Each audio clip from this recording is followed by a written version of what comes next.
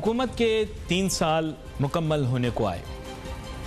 इससे कबल कि मैं माशी कामयाबियों या कहीं कोई कमी बेशी रह गई हो उसका ज़िक्र करूं, मैं सबसे पहले 3 साल मुकम्मल होने पर वज़ीर आज़म इमरान ख़ान साहब को सलाम पेश करता हूं। वज़ीर आज़म इमरान ख़ान साहब एक मुनफरिद वज़ीर आज़म हैं जो 3 साल हुकूमत में रहे, लेकिन उनको एक इंतहाई शफ़ाफ वज़ीर आज़म समझा जाएगा। उन पर एक भी बदउनवानी का इल्ज़ाम नहीं, एक भी बदउनवानी का इल्ज़ाम नहीं। ये एक फैक्ट है। देखें, इसके अलावा उन पर कोई करप्शन के इल्ज़ामात नहीं हैं और ये एक मुनफरिद बात है। इन 3 साल के मुकम्मल होने पे मैं काबीना के मुतालिक तो कुछ नहीं कह सकता, लेकिन इनफरादी तौर पे वज़ीर आज़म इमरान ख़ान साहब को सलाम पेश करूँगा कि उन्होंने अपनी ज़ात की हद तक बेइंतहा शफ़ाफियत से काम किया है और ट्रांसपेरेंसी से काम किया है। 1 रुपए की करप्शन का इल्ज़ाम उनकी ज़ात के ख़िलाफ़ नहीं है। ये बज़ाते ख़ुद एक बहुत बड़ी कामयाबी, और मेरे ख्याल से पाकिस्तान की तारीख़ में ऐसा कभी नहीं हुआ कि कोई ऐसा वज़ीर आज़म हो जिसने 3 साल मुकम्मल भी कर लिए हों और उसकी ज़ात के मुतल्लिक कोई करप्शन का इल्ज़ाम ना हो, कोई बदइनवानी का इल्ज़ाम ना हो और कोई बेज़ाब्ती का इल्ज़ाम उसकी अपनी ज़ात से मुंसलिक ना हो। यहाँ पर हम आगे चलते हैं। ज़ाहिरी बात है, हुकूमत की कारकर्दगी इज्तिमाई होती है, उसमें काबीना भी शामिल है और उन शॉर्ट कमिंग्स को वज़ीर आज़म इमरान ख़ान साहब भी हाईलाइट करते रहे हैं और अपने वज़ीरों को, अपने वज़रा को बार बार तंबीह भी करते रहे कि अपनी कारकर्दगी को बेहतर करें, महंगाई को कम करने के लिए काम करें। तो वहाँ पे कुछ कमी बेशियाँ ज़रूर रही हैं, उनका ज़िक्र करना ज़रूरी। नंबर 1, मुल्क में बेइंतहा महंगाई हो गई। इन 3 सालों के अंदर कमर तोड़ महंगाई हुई है, ताबड़ तोड़ महंगाई हुई है, आउट ऑफ कंट्रोल महंगाई हुई है। ये कोई पहली दफ़ा नहीं है। जरदारी साहब के दौर में भी ये वक्त गुजरा जबकि बहुत ज़्यादा इन्फ्लेशन हुई और इसी तरह इस दौर में भी बहुत ज़्यादा इन्फ्लेशन हुई। इसके साथ साथ डॉलर की कदर में बहुत ज़्यादा इजाफा हुआ है। मैं इसे रिकॉर्ड इजाफा तो नहीं कहूँगा, लेकिन मैं ये कहूँगा कि माजी के हिसाब से अगर आप देखें तो डॉलर की कदर बहुत ज़्यादा बढ़ गई है और ये इरिवर्सिबल नुकसान है जिसकी भरपाई करना बहुत ही ज़्यादा मुश्किल है। तो ये चीज़ें इन 3 साल में हुई हैं। मेरे ख्याल से इसकी जो निशानदेही है वो वज़ीर आज़म इमरान ख़ान से ने ख़ुद भी की है, जब उन्होंने इस चीज़ को एक्सेप्ट किया कि महंगाई बढ़ने की वजह डॉलर की कदर में इजाफा। तो ये उनका बिल्कुल सही, उनका अंदाज़ा भी है, उनकी जो ऑब्ज़र्वेशन है वो भी सही है, लेकिन इस ज़िम्न में अब वो कुछ कर नहीं सकते क्योंकि अब्दुल हफीज़ शेख साहब जो कर सकते थे उन्होंने कर दिया। जो असद उमर साहब, कोई भी इंसान ऐसा नहीं है जो गलतियां ना करे। असद उमर साहब से भी गलतियां सरजद हुई और असद उमर साहब ने भी जो गलतियां की उनकी भी भरपाई नहीं हो सकती। और अब अगर शौकत तरीन साहब से भी अमदन या नागहानी में गलतियाँ हो जाएँ तो उसके बारे में हम कुछ नहीं कह सकते। लेकिन 3 साल के अंदर ये 2 चीज़ें बड़ी अहम हैं जो कि हुई। मईशत सुस्त रवि का शिकार नहीं रही, ये एक फैक्ट है। इमरान ख़ान साहब का ये कहना दुरुस्त है कि इन 3 साल में मईशत सुस्त रवि का शिकार नहीं रही, क्योंकि जहाँ तक हमारे यहाँ इस साल का अगर हम जायज़ा लें तो पाकिस्तान के अंदर मैन्युफैक्चरिंग की फील्ड में अच्छा काम हुआ है, ऑटोमोबाइल्स की फील्ड में अच्छा काम हुआ है, मशीनरी की फील्ड में अच्छा काम हुआ है, टेक्सटाइल की फील्ड में अच्छा काम हुआ है। यानी अगर आप देखें तो सनतकार जो हैं उनकी 5 उंगलियां घी में और सड़क कढ़ाई में, तो वो मज़े में हैं। जहाँ तक गुर्बत, पसमानदगी और बेरोज़गारी का ताल्लुक़ है, मैं इसके बारे में कुछ अभी इस वजह से नहीं कह सकता क्योंकि उसकी शुमारियात हमें मौजूदा तौर पर मुस्तनद मुहैया नहीं की गई। मैं हुकूमत पाकिस्तान की खालिसतन अपनी जो शुमारियात हैं उनको नहीं मानता, लेकिन ऑब्जर्वेशन करने के लिए मेरे पास वो टूल्स मौजूद नहीं है जिसकी बुनियाद पर मैं ये फैसला कर सकूं कि गुर्बत, पसमानदगी और बेरोज़गारी में कितना इजाफा हुआ है, कितना हुआ है ये नहीं पता, इसका बताना मुश्किल है। देखिए अभी हम गुफ्तगू कर रहे हैं टेक्निकल, तो इसमें पॉइंट्स भी ऐसे होने चाहिए जो कि ऐसे हों जिनको साबित किया जा सके शुमारियात के ज़रिए। शुमारियात के ज़रिए वज़ीर आज़म इमरान खान साहब ने यह कहा कि महंगाई इतनी नहीं है। अच्छा, मैं इमरान खान साहब को बहुत पसंद करता हूँ, लेकिन मैं इस पर उनसे इख्तलाफ करता हूँ। ऐसी बात नहीं है वज़ीर आज़म इमरान खान साहब, महंगाई बहुत ज़्यादा है इस मुल्क के अंदर, और अगर आपकी हुकूमत गैर मकबूल हुई है, अगर हुई है, तो मैं ये नहीं कहता कि हुई है, अगर हुई है तो वो भी इस महंगाई की वजह से ही है। और अगर वोटर आपको वोट नहीं देंगे अगले इलेक्शन के अंदर, तो ये भी मैं आपको बता दूं कि वो महंगाई की वजह से ही नहीं देंगे या माशी वजूहात की वजह से नहीं देंगे, क्योंकि इसके अलावा अगर अक्रॉस दी बोर्ड देखा जाए तो मामलात इतने बुरे नहीं हैं। मैं नहीं फैक्ट आपको बात बता, देखें गवर्नेंस के जहाँ तक मामलात हैं शुरू से ही मुल्क में ख़राब चल रहे हैं। आपके दौर में आकर लॉ एंड ऑर्डर बल्कि बेहतर ही हुई है। गवर्नेंस के मामलात हमें इस वजह से ज़्यादा, क्योंकि देखें ब्लेटेंट करप्शन पाकिस्तान के अंदर शुरू से ही हो रही है, लेकिन उतनी ज़्यादा ब्लेटेंट वो अब जाहिर नहीं हो रही, क्योंकि ब्लेटेंट अगर जाहिर होती है, यानी ज़ाहिरी तौर पर भी अगर आप करप्शन का ढंडोरा पीटें तो उससे भी ये पता लग जाता है कि हमारे मुल्क के अंदर सोच मनफी है। और सोच मनफी ये है कि अगर आप ढंडोरा ज़्यादा पीटेंगे तो सरकारी अफसरान फिर ज़्यादा रिश्वत लेंगे।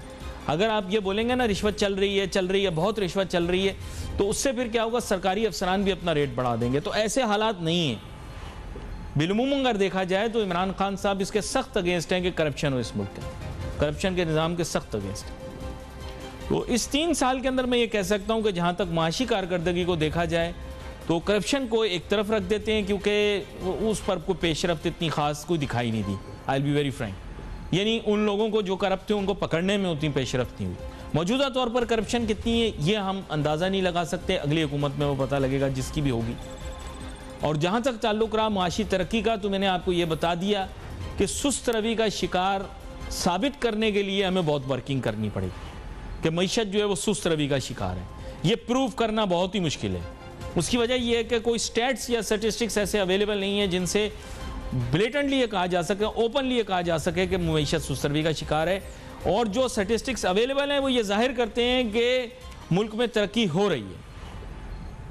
अब वो आप उसको माने या ना माने, देखें फैक्ट्स अपनी जगह हैं, फिगर्स अपनी जगह हैं, और वो अपने आप को साबित करने के लिए जो चीज़ें बता रहे हैं वो आपके सामने मौजूद है। यहाँ पर एक छोटी सी ब्रेक लेते हैं, ब्रेक के बाद माहिर माशियात हमें ज्वाइन करेंगे, फिर इस मौजू को और आगे लेकर चलेंगे।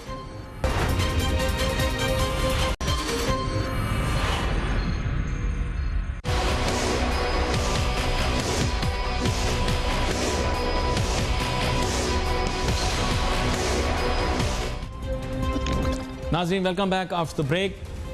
ब्रेक पे जाने से पहले भी ये गुफ्तगू कर रहे थे कि 3 साल की माशी कारकर्दगी और हुकूमती कारकर्दगी कैसी रही, और एक दफ़ा फिर से सलाम पेश करता हूँ वज़ीर आज़म इमरान खान साहब को, और खिराज तहसीन पेश करता हूँ उनको, क्योंकि उनकी अपनी ज़ात से मंसूब कोई एक भी बदउनवानी का स्कैंडल नहीं आया।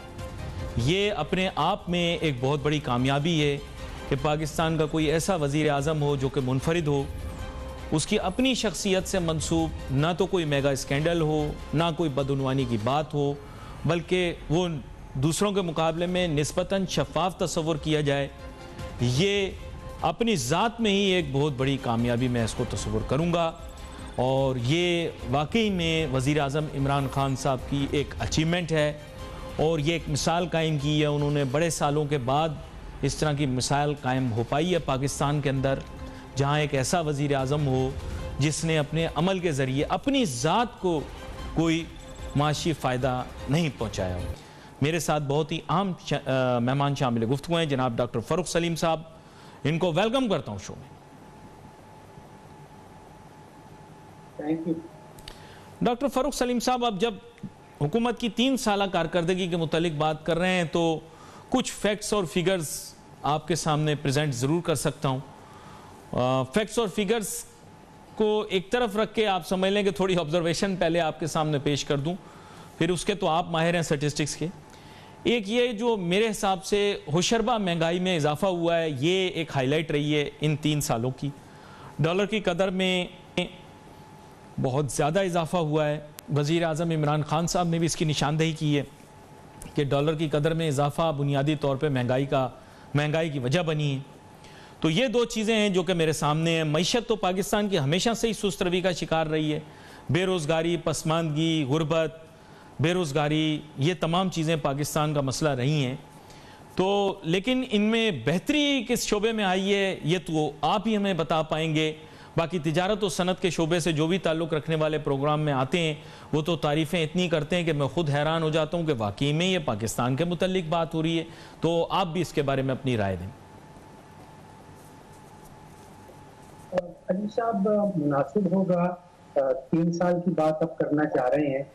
3 साल से पहले जो इलेक्शन से पहला एक पीरियड था जिसके दौरान सारी सियासी जमातों ने अपना अपना मंशूर सामने रखा, क्योंकि मैंने तीनों बड़ी पार्टी जो हैं उनका मंशूर डिटेल में पढ़ा और फिर उनका आपस में एक कंपैरिजन भी किया, और उस कंपैरिजन का जो नतीजा निकला था वो ये था कि पीटीआई ने जो चीजें अपने मंशूर में लिखी वो मैं समझता हूं कि शायद बाकी पार्टीज नहीं लिख पाई, उस तरह नहीं लिख पाई। तो पीटीआई का जो इलेक्शन मैनिफेस्टो था वो मैं समझता हूं कि पाकिस्तान की सारी सियासी जमातों से सबसे सुपीरियर था, सबसे बेहतर था और बड़ा फोकस था।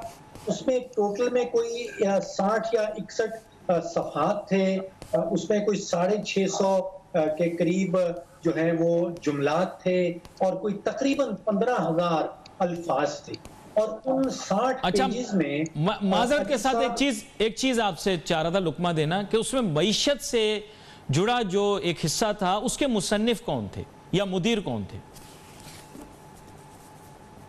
नहीं, मैं नहीं जानता हूं कि वो किसने कंट्रीब्यूट किया उस मैनिफेस्टो के अंदर, क्योंकि लिखा नहीं है कि इसके ऑथर्स कौन हैं या कंट्रीब्यूटर्स कौन हैं। लेकिन जो कुछ सामने आया, जो हम जानते थे, जो किसी और जमात ने नहीं कहा, इन्होंने कोई 4 या 5 जो पाकिस्तान के बड़े प्रॉब्लम्स थे उनको बड़ा साफ और शफाफ तरीके से अपने मंशूर में लिखा कि ये शॉर्टकमिंग्स हैं, ये पाकिस्तान के फ्लॉज हैं, ये पाकिस्तान की कमजोरियां हैं। उसमें पहला उन्होंने कहा कि क्राइसिस इन गवर्नेंस, यानी कि हुक्मरानी में एक वो बहरान है, ये पहला था नुक्ता और ये बड़ा वैलिड नुक्ता था। दूसरा नुक्ता उन्होंने कहा कि कौमी कर्ताजात जो हैं वो इतनी तेजी से बढ़ रहे हैं, ये भी बिल्कुल वैलिड नुक्ता था। तीसरा उन्होंने कहा कि बिजली की चोरी और वो सर्कुलर डेट जितनी तेजी से बढ़ रहा है उसको ठीक करना होगा। और चौथा था स्टेट ओन एंटरप्राइज में जो नुकसानात हैं। अब आप सोचिए, ये हम सब जानते थे और पीटीआई का मैनिफेस्टो वाहिद मैनिफेस्टो था जिसने इतने साफ और शफाफ फोकस तरीके से आपको पाकिस्तान के 4 या 5 बड़े प्रॉब्लम्स आपके सामने रखे। अच्छा, अब ये पहला हिस्सा था, सिर्फ प्रॉब्लम्स आपको नहीं बताया, पीटीआई के मैनिफेस्टो ने ये भी बताया कि इन प्रॉब्लम्स को हमने हल किस तरह करना है। प्रिस्क्रिप्शन क्या है, डॉक्टर जो है आपको वो लिख के देता है एक प्रिस्क्रिप्शन कि ये आपके साथ बीमारियां हैं, इन बीमारियों को दूर कैसे करना है। ये दोनों चीजें आपको किसी जमात के मैनिफेस्टो में नजर नहीं आए।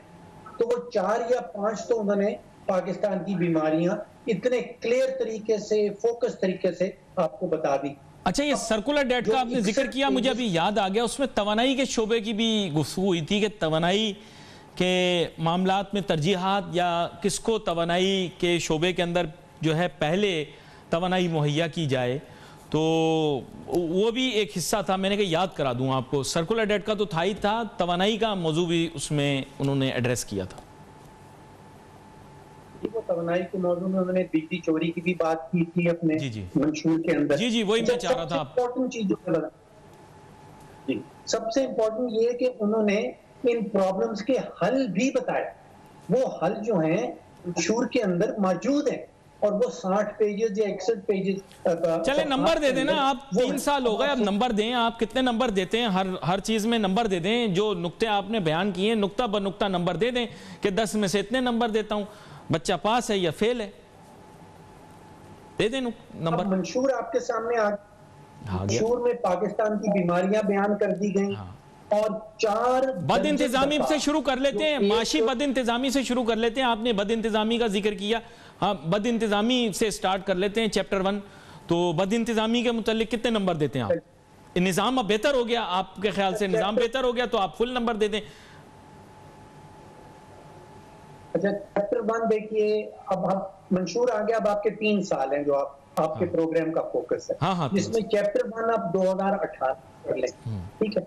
अब मंशूर आपके सामने आ गया, उन्होंने ये भी बता दिया कि ये बीमारियां दूर कैसे करनी है।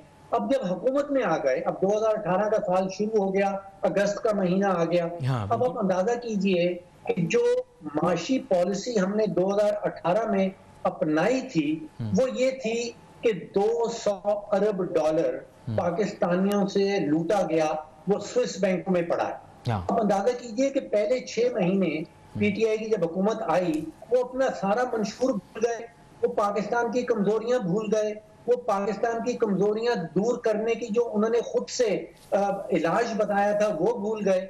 हमने कहा कि 200 अरब डॉलर हमारा लूटा हुआ स्विस बैंकों में पड़ा है, वो हमने वापस ले आना है, वो हमने आईएमएफ के मुंह पे मारना है, और वो बाकी हमने पाकिस्तानियों में बांट देना है। तो पाकिस्तानी भी अमीर हो जाएंगे, पाकिस्तान का कर्जा भी उतर जाएगा। अब आप सोचिए, नहीं, उसकी तो नफी हो गई ना, वो उसकी तो नफी हो गई। वो बंदा लेकर है ना अपनी तरफ से, जीनियस शब्बर जैदी, उसने तो बता दिया आपको कि रियलिटी क्या है, पर उनका समझ नहीं आता शब्बर जैदी साहब कहना क्या चाह रहे हैं। कभी वो कह रहे हैं नहीं है, कभी कह रहे हैं वो लाना नहीं, कुछ समझ नहीं आ रही क्या बात क्या करना चाह रहे थे। वो जब चेयरमैन एफबीआर थे तो उन्होंने कोई और चीज कह दी ऑन रिकॉर्ड, उतरने के बाद कोई और चीज कह रहे हैं। सर आप अपनी इंटरप्रिटेशन बताएं, क्या ये पैसे वहां बाहर रखे हुए हैं या नहीं रखे हुए हैं? देखिए, मामला ये नहीं है कि पैसे बाहर रखे हैं या नहीं, मामला मंशूर में लिखा है कि हमने इस्लाहात लेके आनी है। पैसे वहां पड़े हैं नहीं पड़े, आप अपने इदारों को उसके पीछे लगा दें, लेकिन इसका मतलब ये नहीं है कि वो हमारी माशी पॉलिसी बन जाएगी। You are good at statistics. You are very good at statistics. You are, I don't want to say it here, but I would give you a lot of credit for bringing to light major corruption scandals in this country. अभी तो आप बहुत humble हो रहे हैं, बोल नहीं रहे, बता नहीं रहे, लेकिन I can recall that you are the individual on media who was able to highlight the major corruption cases that took place, identified where the corruption has taken place, and many a times also identified the perpetrators of such crimes. How much money is lying outside of Pakistanis? How much of this looted wealth is out there? You have to tell us. We want to ask you. We, the people of Pakistan, want to ask you. हमने PTI की हुकूमत ने, उनके वज़रा ने जो amount दी थी वो 200 अरब dollar की दी थी कि वो स्विस बैंकों में पड़े। अब हर साल जो स्विस नेशनल बैंक है, जो उनका स्टेट बैंक है, जो उनका सेंट्रल बैंक है, वो अपने बैंकों में जो मुख्तलिफ ममालिक से आए हुए पैसे हैं उनकी एक्चुअली तफसील बताता है। तो 2018 में जो रिपोर्ट आई थी स्विस नेशनल बैंक की, उन्होंने कहा था कि हमारे पास कोई लगभग 350 मिलियन स्विस फ्रैंक्स पड़े हुए हैं। 200 अरब डॉलर की फिगर जो है वो कहीं नहीं आई। But we are talking about Mossack Fonseca and how people hid their money, not using their original identities in Swiss banks or other banks of the world. तो यहाँ पर एक छोटी सी ब्रेक लेते हैं, ब्रेक के बाद वापस आऊंगा, मैं उसकी तफसील लूंगा। अभी तो इन्होंने बता दिया कि जो स्टैटिस्टिक वहां से आई है, बट मैं थोड़ी सी बात इस पे करूंगा जो लोग हमारे भूल चुके हैं कि ये पैसे जो हैं बुनियादी तौर पे चैनल करके वहां पहुंचते हैं। Let's take a short break.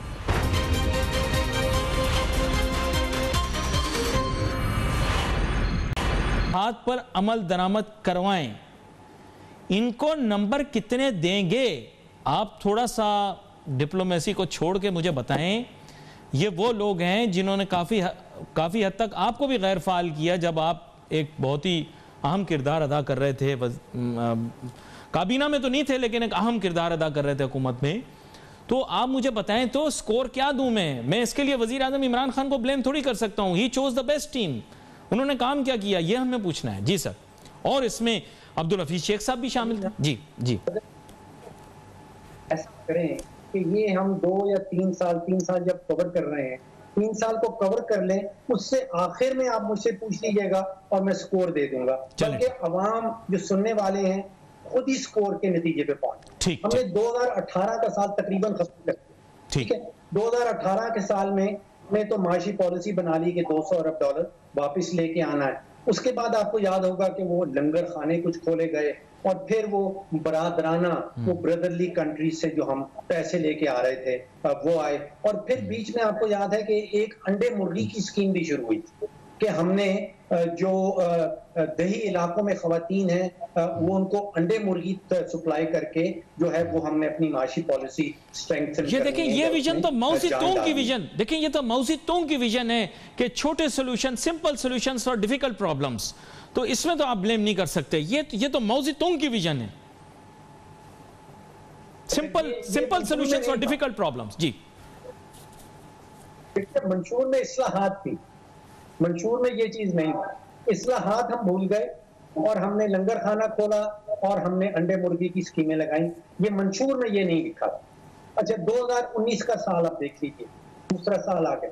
2019 के साल में हमने कहा, वजीर आजम साहब ने कहा कि पाकिस्तान में तेल निकला है, यानी कि हमारा मामला तय हो गया, हमारे पास तो इतना तेल निकल आया है, अब हमें माशी पॉलिसी की जरूरत नहीं है। अब वो हम जो इस्लाहात की जिक्र करते थे मंशूर के अंदर वो भी भूल गए, अब तेल निकल आया। उसके बाद फिर हमने कहा कि जी हमसे वो ब्रदरली कंट्रीज के पैसे भी खत्म हो गए हैं, अब तो हमें IMF के पास जाना जरूरी पड़ेगा। 2019 के साल पहले तेल निकल आया, उसके बाद हम IMF के पास चले गए और फिर साल के आखिर में आपको याद है मौलाना फजलुर रहमान साहब पहुंच गए इस्लामाबाद में और बाकी सब बातें हम भूल गए। फिर वो इस्लाहात और वो जो बीमारियां की आइडेंटिफिकेशन की गई थी वो भी खत्म हो गई, इस्लाहात खत्म हो गई। अब हम मौलाना फजलुर रहमान के ऊपर चले गए और साल के शुरू में तेल के ऊपर चले गए। तो 2019 का साल ऐसे गुजर गया। अब हम आ गए 2020 के अंदर। 2020 में आप देखिए कि शुगर का स्कैंडल की रिपोर्ट सामने आ गई, उसके बाद गंदम के स्कैंडल की रिपोर्ट आ गई, फिर बिजली के स्कैंडल की रिपोर्ट आ गई। हमें बताया गया कि 5,000 अरब रुपया जो है वो पाकिस्तानियों को देना पड़ा है इजाफी बिजली की मद में। अच्छा, उसके बाद एक बहुत अच्छा स्टेप उठाया PTI की हुकूमत, वो था टैक्स एमनेस्टी कंस्ट्रक्शन सेक्टर के लिए। मेरा ख्याल है कि अब तक ये पहले 1.5-2 सालों में जो सबसे जबरदस्त काम किया था PTI ने वो कंस्ट्रक्शन सेक्टर का टैक्स एमनेस्टी देना है। वो तकरीबन आप समझिए कि कोई 300 अरब रुपए के इजाफी कर्जाजात बैंक ने दिए और कंस्ट्रक्शन स्कीमें शुरू हो गई और कोई 300-400 प्रोजेक्ट्स जो हैं बड़े बड़े वो जो कंस्ट्रक्शन में। अच्छा डॉक्टर फारूक सलीम साहब, माजरत यहां पर आपको जरा सा रोकूंगा, एक फुटनोट है और थोड़ी सी आपसे क्लैरिफिकेशन है। ये थोड़ा सा हटके इससे, लेकिन ये मौजू बड़ा अहम है, पूरा पाकिस्तान सुन रहा है आपकी बात को और आपकी बात की का वज़न है और अहमियत भी है। सर, ये जो कंस्ट्रक्शन के लिए एमनेस्टी स्कीम आई, इसकी वजह से आपको पता है कि बहुत सारे हाउसिंग यूनिट तैयार हो गए, लेकिन ये हाउसिंग यूनिट लो कॉस्ट भी नहीं है और गरीबों के लिए भी नहीं है। यहाँ एक गलट क्रिएट हो गया, सप्लाई गलट। आप इस्लामाबाद के अंदर मौजूद हैं, आपको भी पता होगा कि मखसूस सेक्टर्स के अंदर सप्लाई गलट क्रिएट हो गया। लोगों के पास जो कैपिटल था उन्होंने एमनेस्टी स्कीम को हासिल करने के लिए वो कैपिटल वहाँ इन्वेस्ट कर दिया। जिन लोगों ने, जो स्पेकुलेटर्स थे, जो अपनी गर्दन बचाना चाह रहे थे, उन्होंने भी एज इन्वेस्टर्स उसमें पैसे डाल दिए। लेकिन हकीकी ख़रीदार जो हैं वो आज इतने महंगे नरखों पर ना तो इस्लामाबाद में, ना कराची में, ना कहीं और ख़रीदने के लिए तैयार हैं।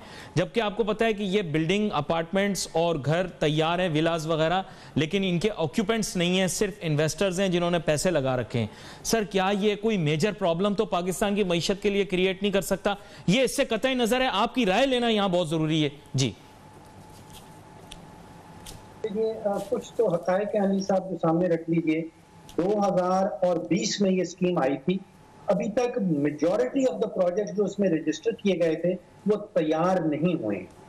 ये कहीं जाके 2022-2023 में ये तैयार होंगे। इनमें इन्वेस्टमेंट जरूर हो गई जो आपने जिक्र किया। जी जी। तो देखिए, वो जैसे कहा जाता है कि तकरीबन 30 से 40 रिलेटेड इंडस्ट्रीज हैं। जब आप कोई बिल्डिंग बनाने जाते हैं, जब कोई आप फ्लैट बनाने जाते हैं, तो आप सोचिए उसमें सरिया भी लगता है, उसमें सीमेंट भी लगता है, उसमें आपकी सैनिटरी की चीजें भी लगती हैं, उसमें इलेक्ट्रिसिटी प्रोडक्ट भी लगते हैं। तो कोई 30-40 डिफरेंट इंडस्ट्रीज जो हैं वो इसके साथ चलने लगती हैं और उसमें फिर जो मुलाजमत है वो भी क्रिएट होती है और कैपिटल भी आता है। तो कैपिटल बाहर से भी आ रहा था, पाकिस्तान के बैंकों ने भी कैपिटल डाला। स्कीम ये अच्छी थी पाकिस्तान के लिए, ये चल रही है।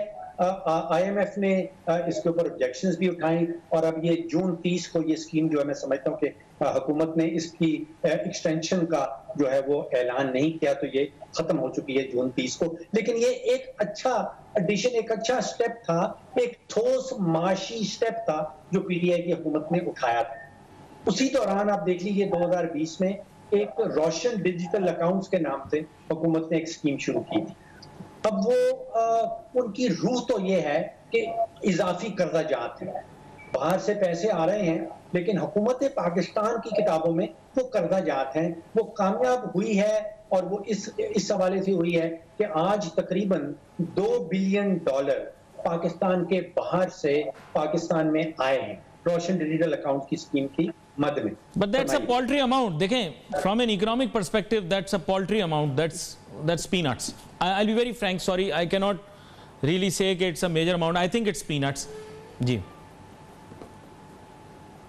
देखिए, हम IMF के पैकेज के लिए जाते हैं, उसमें 100 किस्म की शराइत मानते हैं और फिर वो हमें $6 बिलियन का 3 साल का पैकेज मिलता है। जी जी। $6 बिलियन का 3 साल का पैकेज। ये तकरीबन 1-1.5 साल में इसके साथ शराइत कोई नहीं है, सिवाय इसके कि हमने उनको एक इंटरेस्ट रेट पे करना है, जो मैं जाती तौर पे समझता हूँ बड़ा हाई है।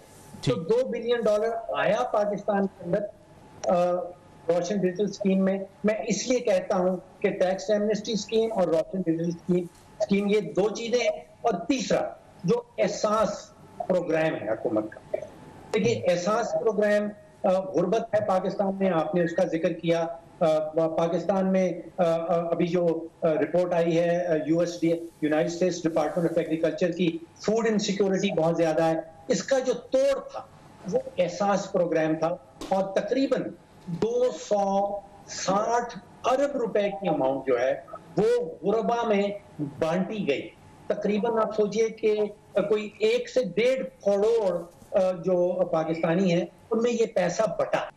और फिर जब इसकी रैंकिंग गई दुनिया भर में, जब इसकी रैंकिंग की गई तो उन्होंने कहा कि ये 4थे नंबर पे आ रही है पूरे दुनिया में जो सोशल प्रोटेक्शन स्कीम्स आती हैं उसमें, ये इस रैंकिंग नंबर 4।